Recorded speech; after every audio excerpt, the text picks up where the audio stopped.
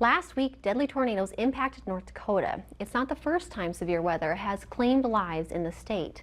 50 years ago, on June 29, 1975, an F4 tornado tracked through the southwestern North Dakota communities of Regent and Mott, killing an infant and injuring 4.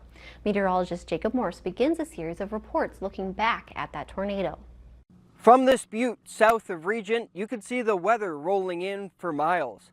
This was the location that the F4 tornado passed over in 1975.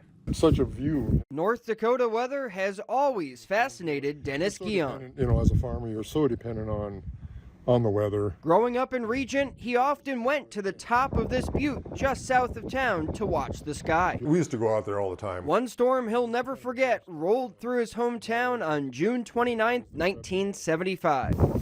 50 years later, there are still reminders of that day on this butte, including the roof of this building. There was such a change in pressure, it blew the roof off of that concrete building.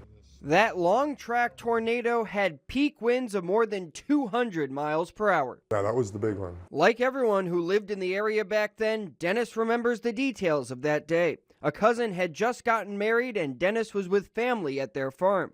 He and his sister hopped in the car, desperate to get to their own home before the storm hit. Well, by the time we got to Regent, you could hardly see anything. It was raining so hard and there was dirt blowing around. They made it safely to their basement where Dennis and his family waited out the storm. Worst storm you've ever seen? Yes.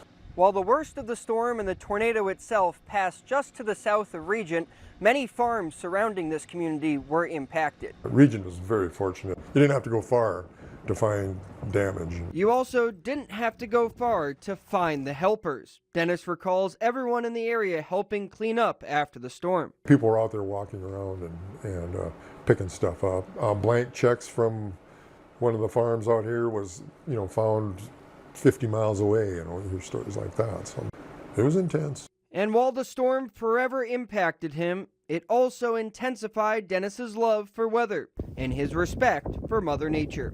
In Regent, I'm Jacob Morse reporting for your news leader.